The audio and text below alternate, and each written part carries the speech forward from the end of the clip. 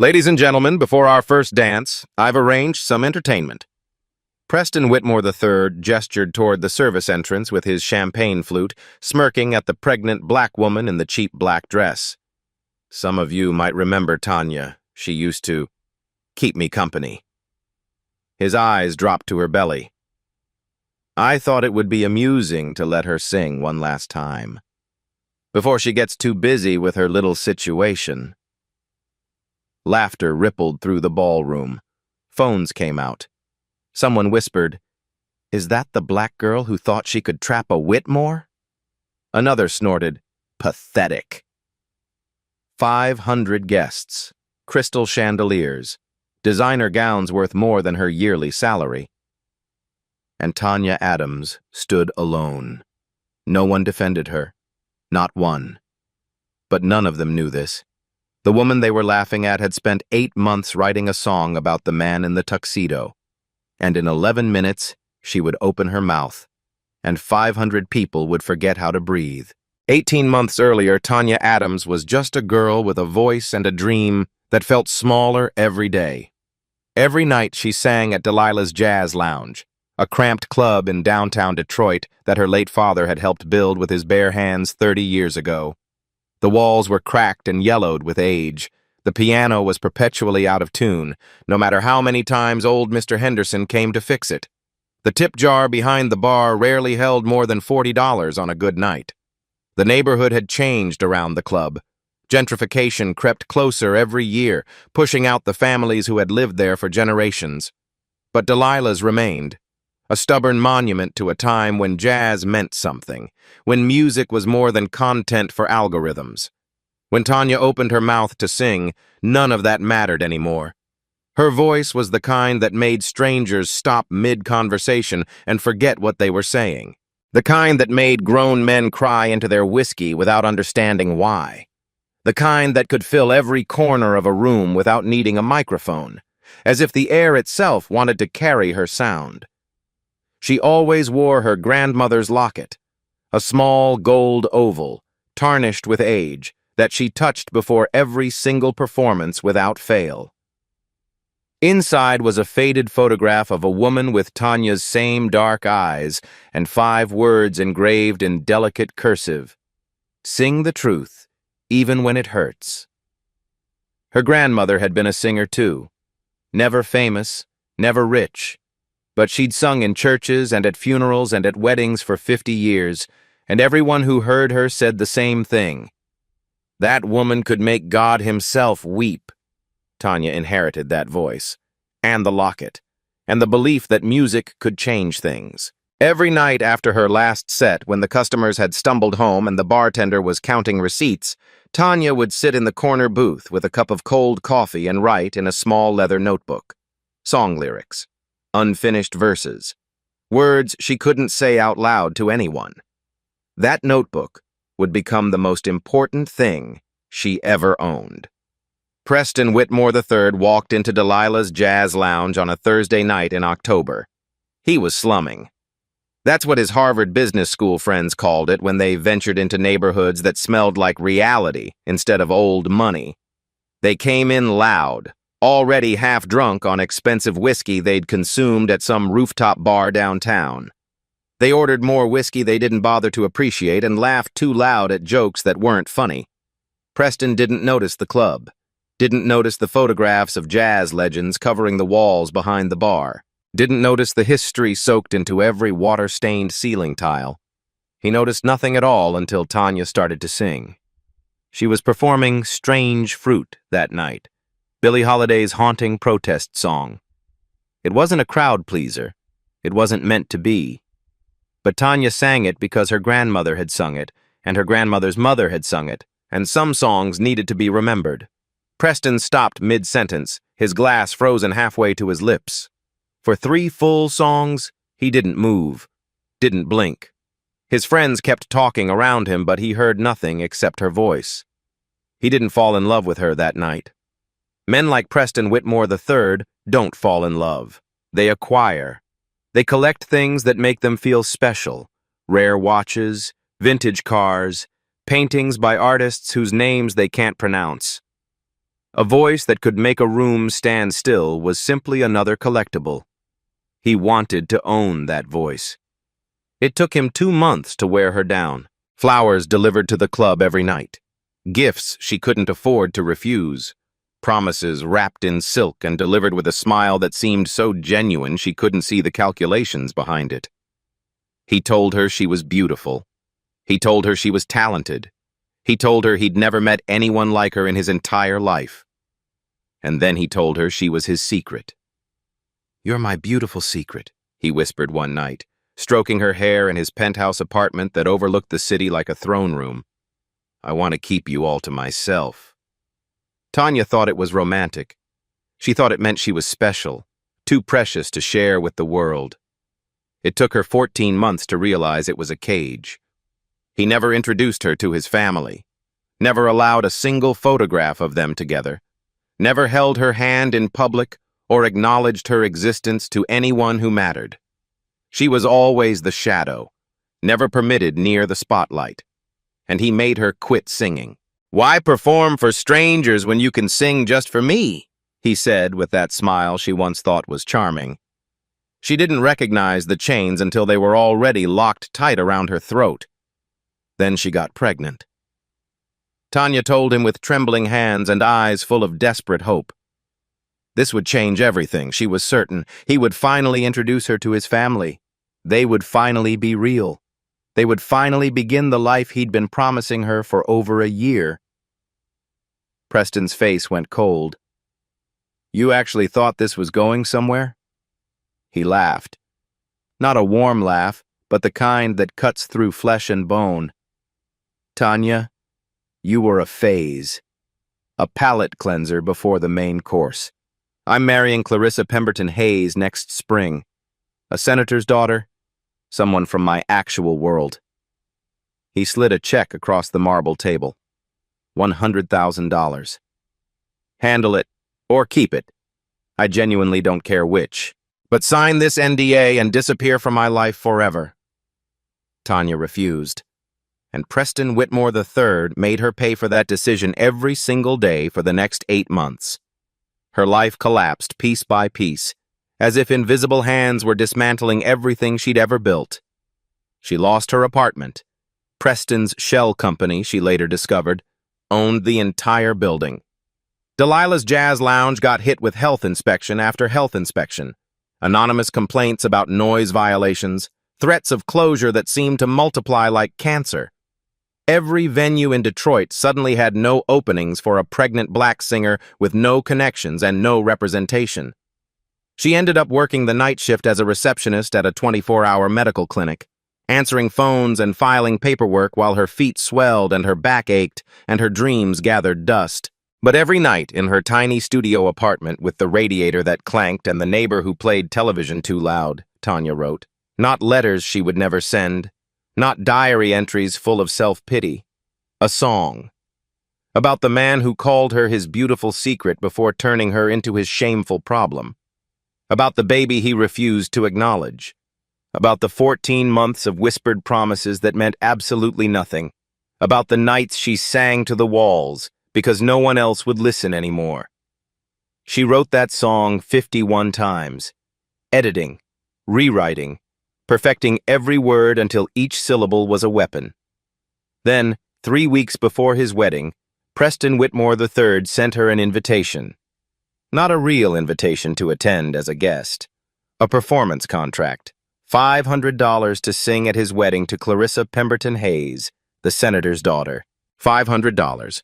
The exact amount he had once tipped her, as a joke, the very first night they met at Delilah's. The note attached read, "I thought it would be nice to give you one last chance to sing in front of people who actually matter." And that's when Tanya Adams realized something important. This wasn't just humiliation. This was an opportunity. The contract arrived on a Tuesday afternoon. Tanya sat at her tiny kitchen table, a folding card table she'd bought at a thrift store for $12, staring at the document like it might burst into flames. Her hands rested on her belly, feeling the baby kick against her palm. She was 7 months along now, and every movement reminded her of what was at stake. She almost threw the contract away, almost crumpled it into a ball and tossed it into the garbage can with the takeout containers and the unpaid bills. Almost. But something made her read the fine print first. Years of signing performance contracts at clubs and festivals had taught her to check every clause, every paragraph, every bit of legal language that promoters tried to slip past exhausted artists. And there it was, buried deep in paragraph 7, section B. Performer agrees to 1. Song selection of client's choosing, with the option of 1 additional song selection at performer's discretion, subject to venue acoustic limitations. Preston's lawyers were so arrogant, so confident in his absolute power over her, that they hadn't bothered to modify the standard entertainment contract. They had given her a weapon without even realizing it. She had the legal right to sing a second song, any song she wanted, and there was nothing Preston Whitmore III could do about it.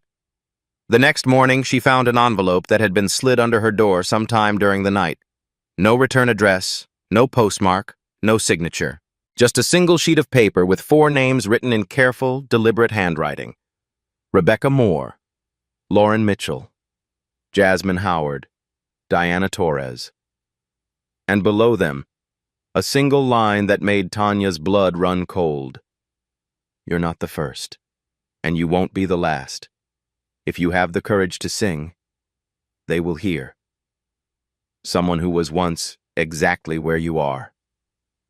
Tanya stared at those names for a long time. She didn't recognize any of them, had no idea who they were or what connected them to Preston Whitmore. But something in her gut, the same instinct that had made her refuse the $100,000, the same instinct that made her keep writing that song night after night, told her she needed to find out. That night she called a phone number she hadn't dialed in almost 2 years. Mama Tony answered on the second ring like she'd been waiting. Antoinette. Mama Tony Williams was 67 years old, with silver hair she refused to dye and hands that still remembered every piano chord she'd ever learned. She had been a backup singer for Aretha Franklin in the 70s. She had performed at the Apollo Theater 17 times. She had taught Tanya everything she knew about using her voice as something more than entertainment, as a weapon. I need to sing a song, Tanya said without preamble, and it needs to be the most memorable performance of my entire life. There was silence on the line. Then, sing it for me. Tanya closed her eyes and sang the song she had written 51 times. When she finished, she could hear Mama Tony crying softly through the phone. Baby girl, the old woman finally whispered, that song is going to change everything. Are you absolutely certain you're ready for what comes after? Tanya looked at the paper with the 4 names. Rebecca, Lauren, Jasmine, Diana. She looked at her belly, feeling the baby kick again. I've been silent for 14 months, she said. I'm not being silent anymore. In the week before the wedding, Tanya Adams prepared for war. Mama Tony met her every day at the old community center on Gratiot Avenue, where the floors creaked and the mirrors were cracked, but the acoustics were surprisingly decent. They worked for hours on technique, on breath control, on projection, all the fundamentals Tanya had neglected during her 14 months of being Preston Whitmore's hidden secret. But there was one thing Mama Tony taught her that would matter more than everything else combined. The hold. It was an ancient technique, circular breathing, the kind that opera singers and jazz legends used to sustain a note far beyond what seemed humanly possible. You learn to inhale through your nose while simultaneously pushing air out through your mouth using your cheek muscles. It took years to master properly. Tanya had 1 week. Aretha could hold for 25 seconds, Mama Tony said, demonstrating the technique. Whitney could do 28 on her best nights. She leaned forward, her dark eyes sharp as knives. If you can hold for 30, no one in that room will ever forget you. Not for the rest of their natural lives. Tanya practiced until her lungs burned and her diaphragm cramped, and stars danced at the edges of her vision. She practiced until her neighbors complained. She practiced until her throat was raw. 20 seconds. 25. 28. 30. She could do it. Mama Tony also made a phone call to her niece, Denise, a wedding planner who, by convenient coincidence, happened to be working the Whitmore-Pemberton wedding. "My niece will keep an eye on you," Mama Tony promised. "You won't be completely alone in that ballroom." And there was also Derek Webb, a sound engineer Tanya had worked with at a music festival in Atlanta 3 years earlier. She had covered for him when a technical mistake nearly got him fired, lied to the promoter, and took the blame herself. Derek had sworn he would repay the favor someday. Now he was running sound for the Whitmore wedding. "I owe you," Derek said when she called him. "Tell me what you need. I need you to record everything that happens, every single second. And if anyone tries to cut my microphone—" She paused, choosing her words carefully. "Let it happen." "Let it happen? Are you sure?" "Trust me. I have a plan." The night before the wedding, Tanya stood alone in her cramped apartment.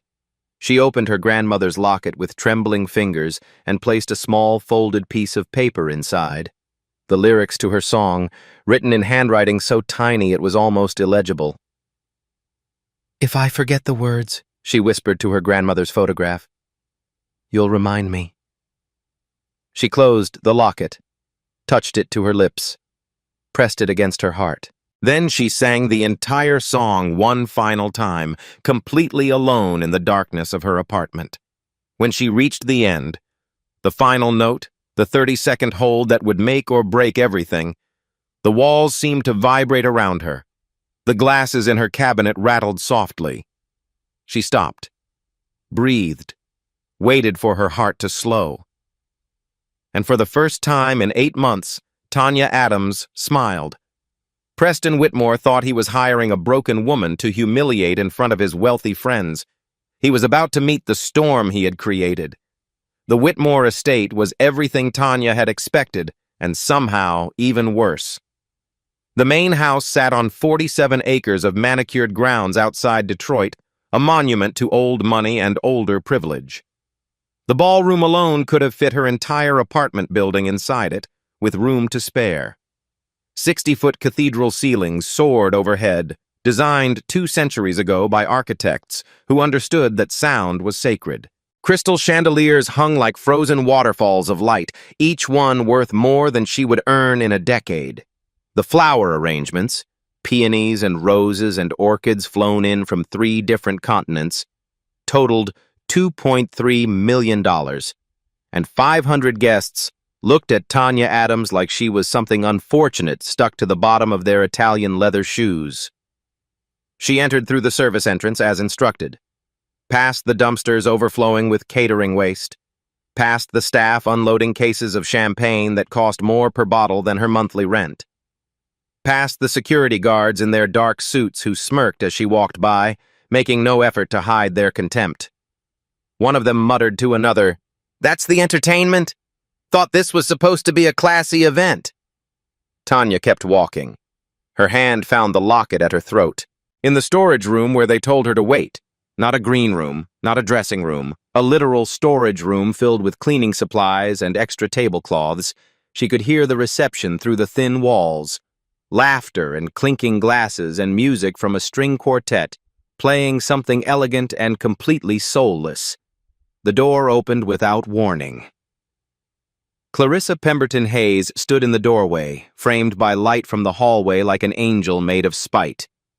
Her Vera Wang wedding dress had cost $52,000.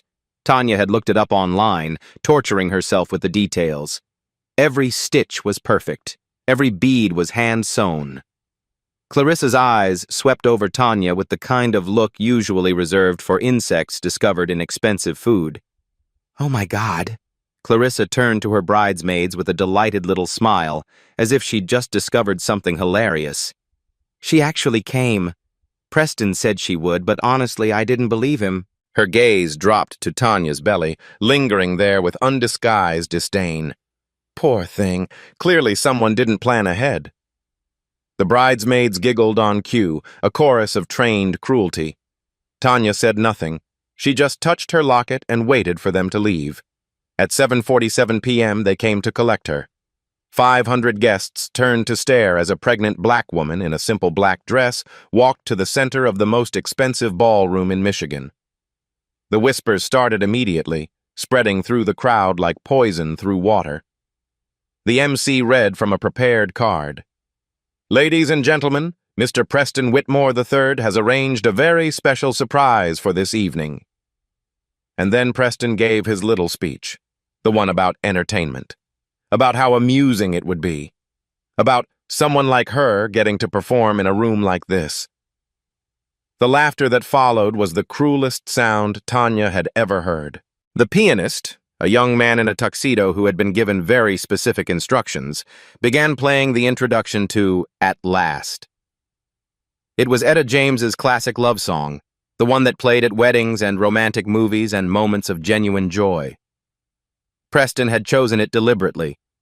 He wanted Tanya to sing about finding love at last while standing alone and pregnant at his wedding to another woman. The irony was supposed to be the joke.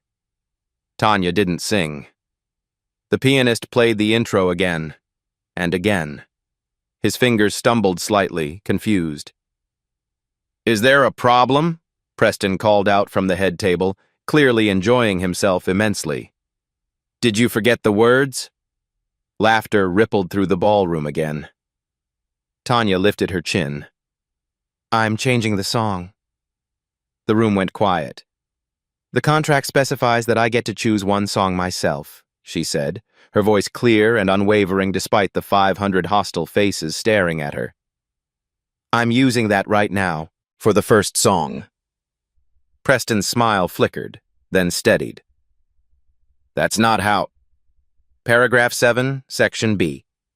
Tanya held up her phone, displaying a photograph of the contract. "One song of your choosing, one of mine. Would you like me to read the specific language out loud, in front of all your guests?"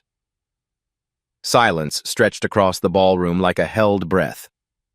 Preston's jaw tightened almost imperceptibly, but he was aware of 500 pairs of eyes watching him, 500 phones ready to record any outburst. He had an image to maintain. He waved his hand dismissively. "Fine, one song, make it quick." Tanya signaled to Derek Webb at the sound booth. A different piano track began playing through the speakers. Not At Last. Not anything anyone in that room had ever heard before. Something new. Something written in darkness and solitude over 51 drafts. "This song is called Beautiful Secret," Tanya announced.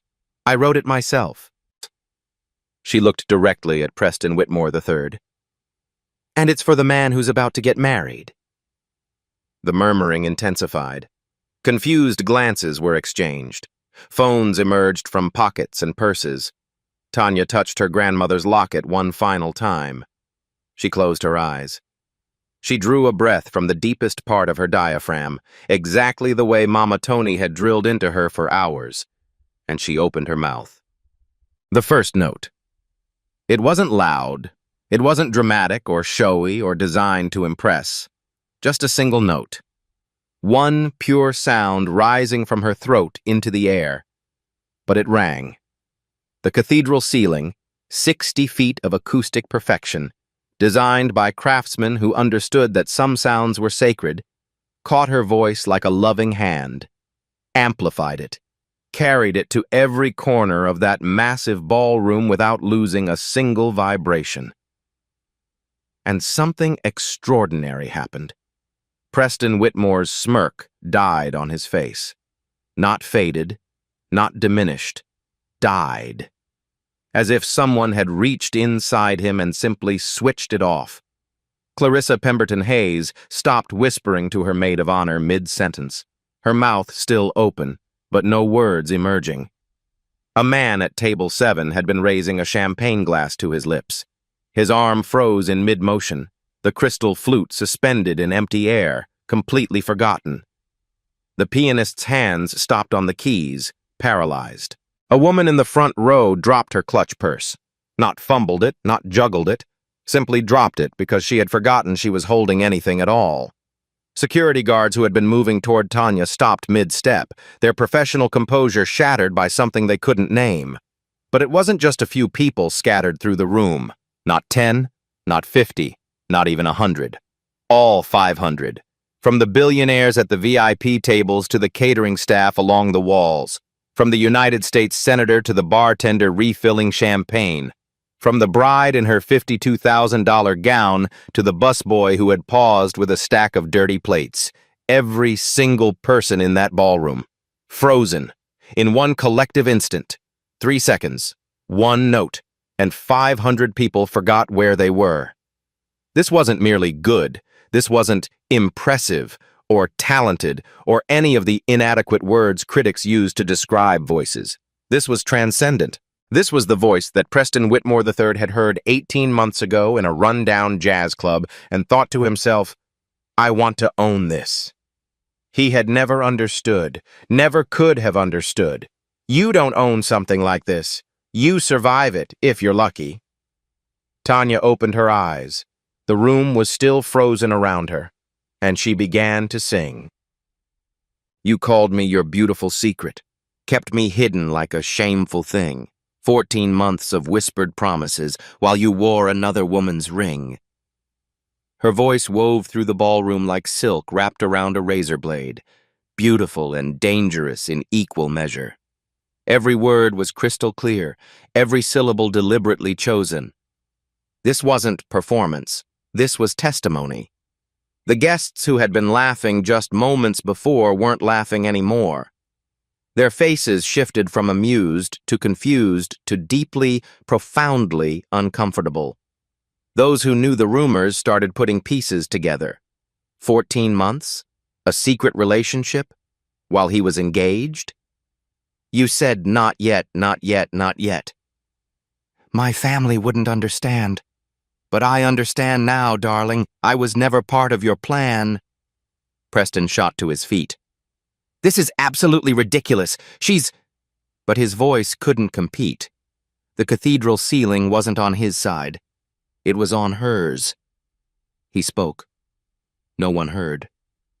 She sang. Everyone listened. Then came the second verse, and the revelation that would shatter everything. When I told you about our baby, you looked at me like I was dirt. Handle it, you said, or disappear. Like I was trash that needed to be hurt. You offered money for my silence, 100,000 for my shame. But some things can't be bought, darling. And now everyone knows your name. A collective gasp swept through the ballroom like a physical wave. 500 people had just heard, through a song, through a voice that seemed to resonate inside their very bones, that Preston Whitmore III had kept a secret girlfriend for 14 months, that she was pregnant with his child, that he had offered her $100,000 to make the problem disappear, that the baby was his. Clarissa shot to her feet so quickly her chair crashed backwards. Her wedding dress swept the floor as she spun toward Preston. Preston, is this true? He couldn't answer. He literally couldn't form words, because Tanya was still singing, and the truth was filling every corner of the room like floodwater, impossible to stop or contain. And in the far corner of the ballroom, a brown-haired woman in an expensive dress, someone nobody had particularly noticed before, was crying silently into her hands, not tears of sympathy or emotion, tears of recognition. She knew this song, because she had lived it. Victoria Whitmore sat at the head table, her expression carved from marble. She was 67 years old, the same age as Mama Tony, though the two women might as well have been from different planets. Victoria had built and protected the Whitmore empire through 3 recessions, 2 hostile takeover attempts, and 1 very expensive divorce. She knew how to handle problems. She watched her son's wedding disintegrate in real time, and she made a decision. She leaned toward the string quartet leader, a young man she had personally hired for this event, and whispered 4 words into his ear. He nodded once. His hand moved toward the secondary control panel that managed the backup sound system, the one only staff knew about. Preston caught the signal from his mother. For the first time since Tanya had started singing, something resembling hope crossed his face. "I'm not your beautiful secret. Not anymore. Not today. I'm standing here before your world, and I've got something to say. You tried to silence me, darling. Tried to make me disappear, but I found my voice again, and now everyone can hear." Click. The sound system cut out completely. The microphone went dead. The backing track disappeared into nothing. Sudden, violent, absolute silence. Tanya stood alone in the center of 500 people with no amplification, no music, nothing but the pounding of her own heart. Preston's voice rang out triumphantly in the sudden quiet. "Oops, looks like we're having some technical difficulties." He was grinning now, his confidence restored. "Security? I think the show is over. Please escort her out." 2 large men in dark suits began moving toward Tanya from opposite sides of the room. This was the moment Preston had been waiting for all along. The pregnant black woman humiliated and physically removed from his wedding reception in front of everyone who mattered. The perfect punchline to his perfect joke. Tanya didn't run. She didn't cry. She didn't beg or plead or look around desperately for help. She took a breath, deep, from her diaphragm, engaging every technique Mama Tony had drilled into her over the past week. And she sang, without the microphone. Her voice should have disappeared in a room that large. 500 guests, 60-foot ceilings, no electronic amplification whatsoever. But the cathedral ceiling caught her voice like a prayer rising to heaven, because that's what it was designed to do. 2 centuries ago, this ballroom had been built for worship, for voices that needed to reach God himself. Tanya's voice reached further, raw, unfiltered, more powerful without the microphone than it had ever been with one. "You thought you broke me, baby. Took my home, took my stage. But you forgot one thing, darling. You can't put a voice in a cage. I'm not your beautiful secret. Not anymore. Not today. I'm standing here before your world, and I've got something to say." The security guards stopped moving, not because anyone ordered them to, but because 500 phones were now recording. 500 witnesses were watching, and anyone who laid hands on a pregnant woman singing her heart out would become the villain in a video that would circle the globe by morning. At the sound booth, Derek Webb quietly activated the network of hidden wireless speakers he had positioned throughout the room, not to amplify Tanya's voice, but to capture it and relay it clearly to every corner of the ballroom. He didn't really need to. The natural acoustics were doing most of the work. But Derek was a professional, and he believed in backup plans. Something shifted in the room. One person stood up, not to leave, to listen better. Then another. A woman from the catering staff, someone who had probably never been noticed by a single guest in her entire career, set down her serving tray, clasped her hands together over her heart, and stood at attention, bearing witness. Then another server, and another. Jerome Washington, a distinguished black man in an expensive tailored suit who had been sitting quietly in a corner table all evening, rose to his feet with dignified grace. His phone was still recording. It had been recording since the moment Tanya first opened her mouth. Within 30 seconds, a third of the room was standing. Not for Preston Whitmore III. For her. The tide was turning. Preston's face had lost all color. He was watching his own wedding reception transform into something else entirely. Watching 500 people slowly, inexorably shift their attention and their allegiance to a pregnant woman in a $40 dress. He had money. He had power. He had lawyers and connections and 4 generations of inherited privilege. But he had nothing. Nothing that could stop this. Nothing that could counter a voice telling the truth. Tanya reached the bridge of the song, Her voice was growing raw from singing without amplification, pushing sound from the deepest part of her diaphragm. Her body ached in ways she couldn't catalog. 7 months pregnant, standing under hot lights, pouring absolutely everything she had into every single note. She should have collapsed by now. Any reasonable person would have. But she had one more thing left to give. She looked directly at Preston Whitmore III, meeting his eyes across the crowded ballroom. He was pale now, sweating through his custom-tailored tuxedo. His mother was whispering frantically into his ear, but he wasn't listening. He couldn't look away from Tanya, and Tanya was looking at him like she could see every lie he had ever told. She opened her mouth, and she hit the note. A single, sustained note. It started soft, almost gentle. Then it built, and built, and built. Not louder, resonant, like the sound was vibrating inside their bones, inside their chests, inside the deepest parts of their skulls. 5 seconds passed. People started realizing she wasn't going to stop. 10 seconds. The guests who were standing began to sit down again. Not because they were tired, because their legs simply wouldn't hold them anymore. 15 seconds. Nobody in the room was breathing. Literally. 500 people were unconsciously holding their breath without even realizing they were doing it. 20 seconds. A woman in the third row started crying.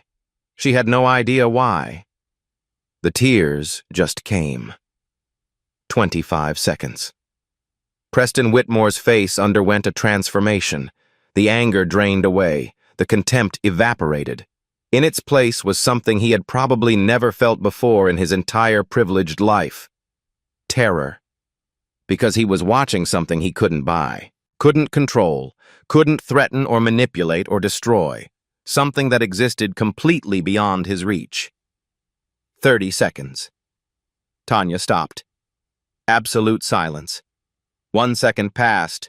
2, 3, 4, 5 full seconds of complete, total, breathless silence. Not a cough, not a whisper, not a single intake of air. Then someone in the back of the room gasped loudly, a desperate, drowning sound like a swimmer finally breaking the surface, and the entire ballroom exhaled at once. 500 people had literally forgotten how to breathe for 35 seconds. Tanya stood there in the center of it all, sweat-soaked, trembling, 7 months pregnant, but standing. And then the applause began. Not polite golf claps, not scattered appreciation, a roar. Not a third of the room, not half, almost everyone, even people who had been laughing at her 15 minutes ago. Even people who had come as Preston's personal guests. They weren't standing because they supported her cause. They weren't standing because they had suddenly developed moral convictions. They were standing because their bodies gave them no other choice. That was the power of the voice. For 2 solid minutes, the applause refused to stop. Tanya stood at the center of the ballroom, one hand resting on her belly, tears streaming freely down her face. But she wasn't crying from sadness anymore. She was crying because for the first time in 18 months, she had been truly heard. Preston Whitmore III was no longer at the head table. He had retreated to a far corner of the room where Clarissa was screaming at him, her $52,000 wedding dress bunched in her trembling fists. The words, secret and pregnant and how could you, echoed through the chaos. Senator Harold Pemberton, Clarissa's father, a man who had built his political career on family values and moral integrity, stood nearby with his phone pressed to his ear, his face the color of old granite. He was already calling his lawyers. Victoria Whitmore remained seated at the head table, absolutely motionless, staring at Tanya with an expression that defied interpretation. And then Preston grabbed a microphone from the DJ booth and strode toward the center of the room, his voice cutting through the lingering applause like a machete. Okay. He forced a laugh that sounded almost convincing. Very impressive. She's clearly got some talent, I'll give her that. But let's all remember, this is a performance, people. Entertainment. She's a singer. She gets paid to be dramatic. He spread his hands in a gesture of wounded reasonableness. Nothing in that song is real. These are the fabrications of a disturbed woman who couldn't accept that our brief relationship was over. That's when Denise stepped forward. Mama Tony's niece, the wedding planner who was supposed to be watching out for Tanya, the inside woman who was supposed to be her ally. She was holding a manila folder. Actually, Denise said, her voice cutting cleanly through the murmurs, I can confirm some things. Tanya's heart surged with desperate hope. An ally. Finally. Someone on her side with actual evidence. I have documents, Denise continued, moving toward the center of the room. Proof about Tanya and Preston. Tanya nearly smiled through her tears. Denise, thank you. Thank you so... But Denise didn't hand the folder to Tanya. She handed it directly to Preston. Here's everything she has, Denise said, her voice cold and professional. All the messages she saved, the photos she kept hidden. I copied them from her cloud storage 2 weeks ago. She turned to face Tanya, and there was nothing in her eyes but calculation. Did you really think I was on your side? Preston hired me 6 months ago. To watch you, to get close to you, to find out exactly what kind of evidence you might try to use against him.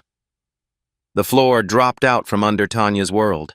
Preston's confidence returned like a wave crashing onto shore.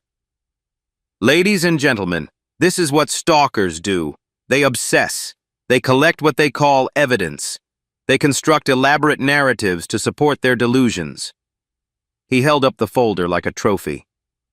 I have documentation showing that this woman followed me for 8 months after our relationship ended, showed up at my office, called me constantly, sent dozens of desperate text messages. That song? Pure fiction, a fantasy she invented to cope with rejection. And the baby? He shrugged with theatrical helplessness. I seriously doubt it's mine. But even if it is, does that excuse this kind of obsessive, destructive behavior? Tanya's voice cracked. You know it's your baby. You offered me $100,000 to... To what? Preston raised an eyebrow. Proof? Do you have actual proof of that? Recordings? Documents? He gestured at the folder in his hand. Or do you just have a song? The room shifted again. Whispered conversations rippled through the crowd. She does seem a little obsessed. Poor Preston, dealing with this on his wedding day. Beautiful voice, but maybe she's just creating drama. Tanya stood alone in the center of 500 people. Her song had filled every corner of this room, had made them forget to breathe, had exposed the truth. But it was just a song. She had no recordings, no lawyers, no evidence that would hold up in any court. She had lost. And then the pain hit. She doubled over with a gasp, both hands clutching her belly. Oh, God! Clear fluid splashed onto the marble floor. She's going into labor!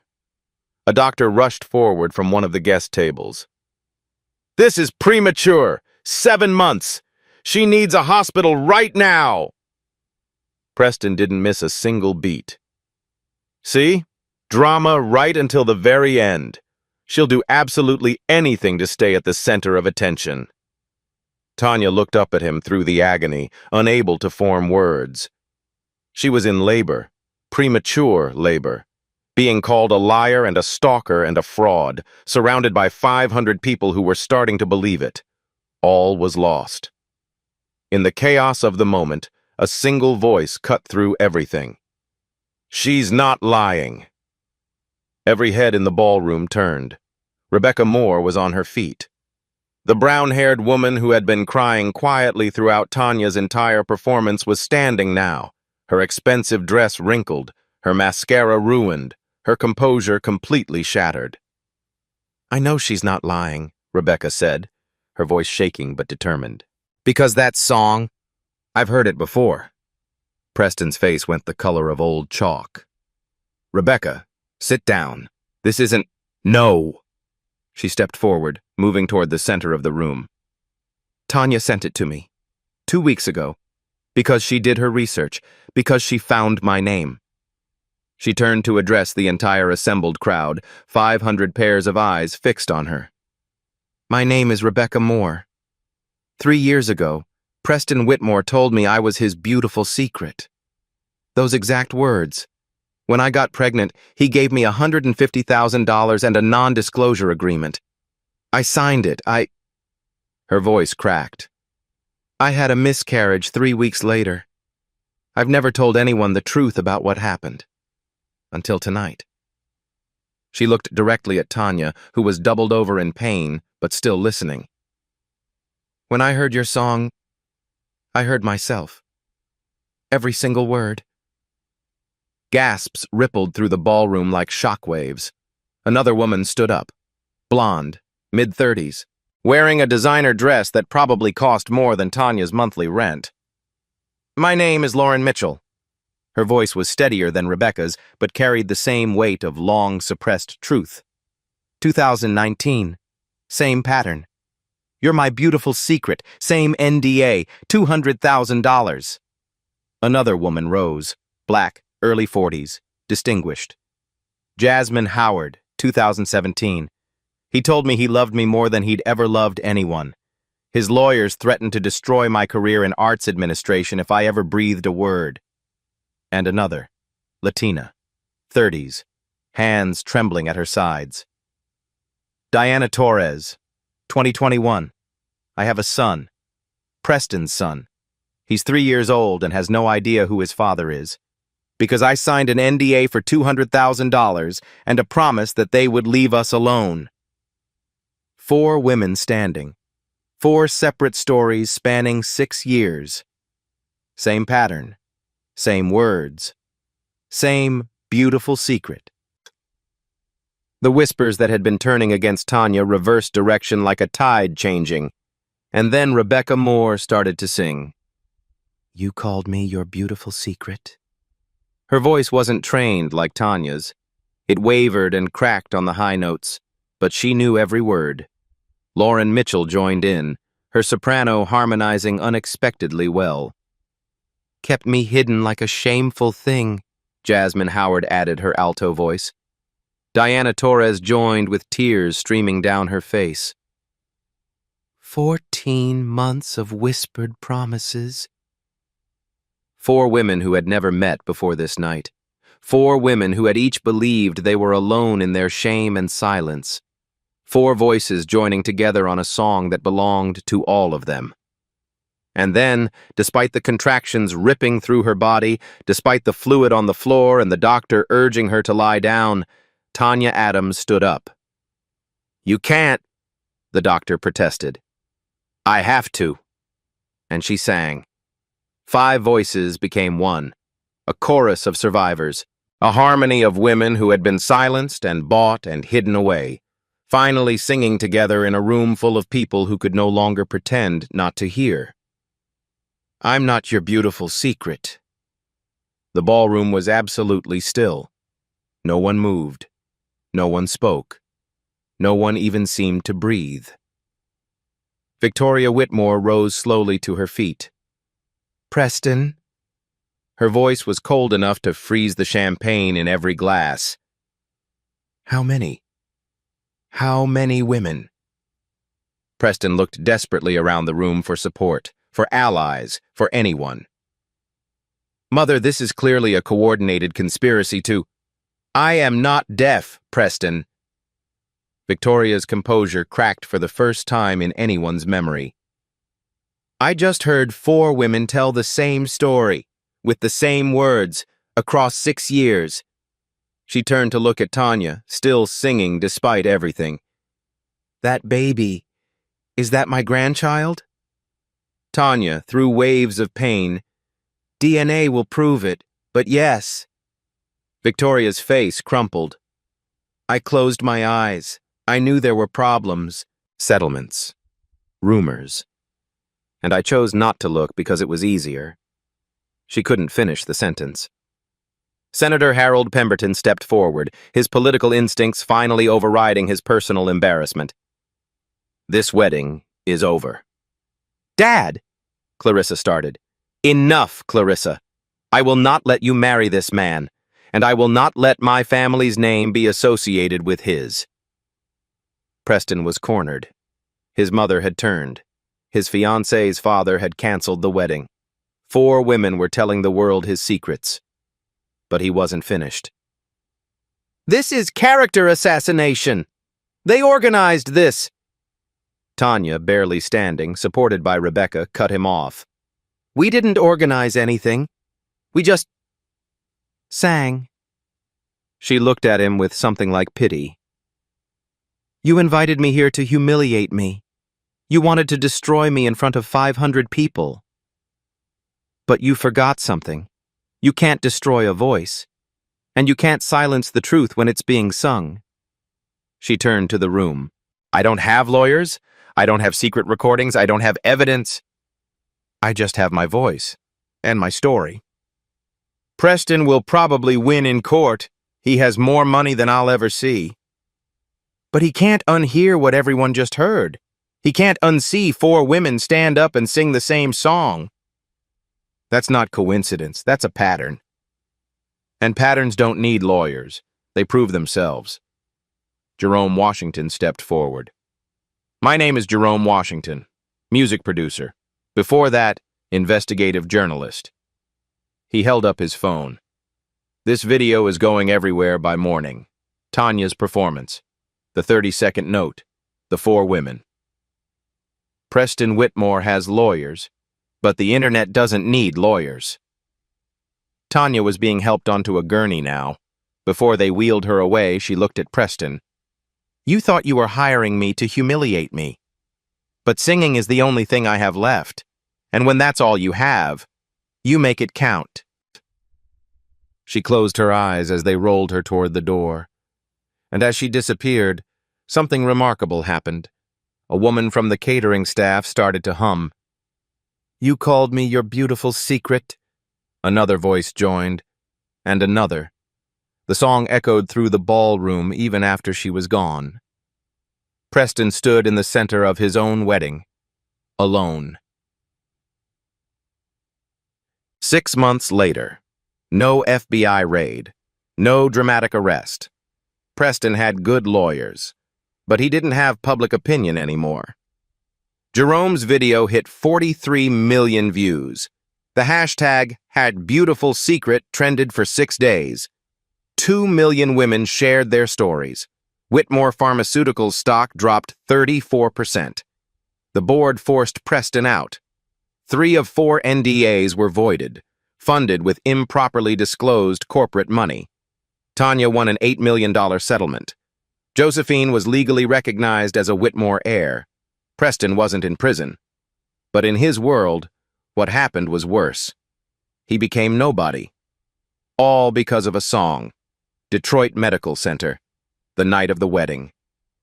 11:47 p.m. Josephine Adams came into the world screaming, 7 weeks early, but healthy.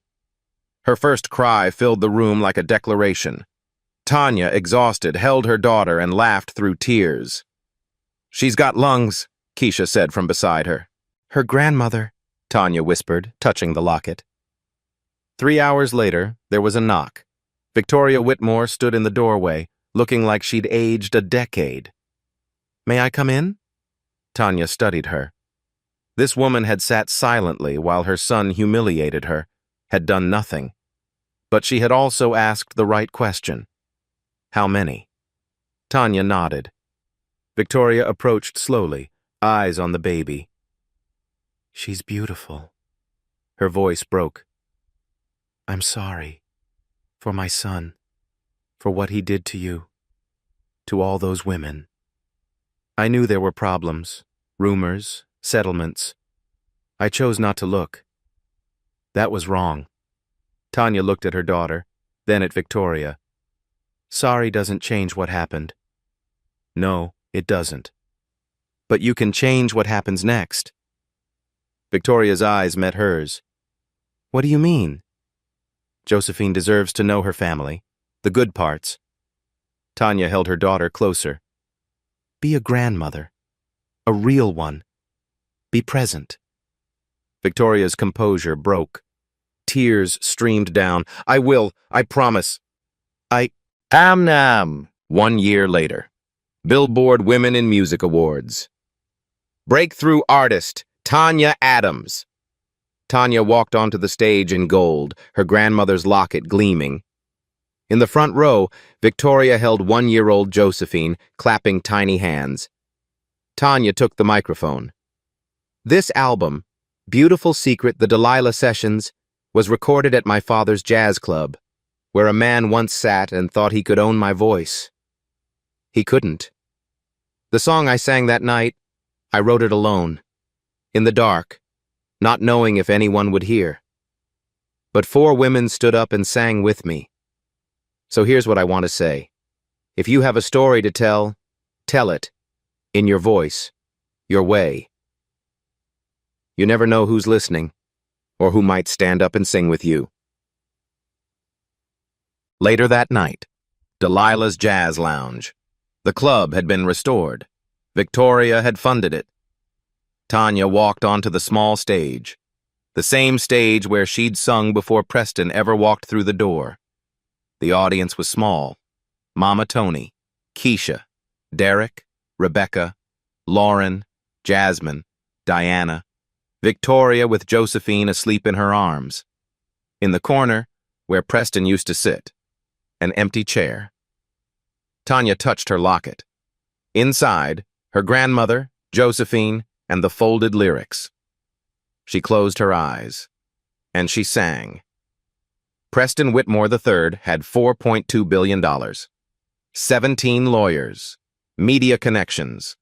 Tanya Adams had a voice. Preston thought a voice was entertainment, something you could buy, control, silence. He was wrong. A voice, when it carries truth, cannot be silenced, cannot be bought, cannot be turned off. Tanya didn't have evidence for court. No recordings, no investigators. She had a song, and that song was enough, because 500 people heard it, saw 4 women stand up and sing the same words, felt the truth in their bones during those 30 seconds when nobody breathed. That's power money cannot buy. That's the power of a voice. So I have to ask, if you had one song to tell your story, what would you sing about? That note, 30 seconds. Do you think it's possible? Or have you gone back to count? And do you think Victoria deserved forgiveness? She knew. She looked away. Does helping now make up for silence then? Tell me in the comments. I read every one. One more thing, for sharp-eyed viewers. At minute 6, when Tanya touches her locket before singing, look at her lips. She's whispering. That's the lyrics, folded inside the locket. And at minute 12, when the note begins, count it, 30 seconds. But watch Preston's face. Around second 25, he stops looking angry. He starts looking terrified, because he realizes there's nothing he can do. Some things are bigger than money. If this story made you feel something, if you held your breath imagining that note, hit like. Share it with someone who needs to remember their voice matters. Subscribe. This is where underdogs sing and win. See you in the next one.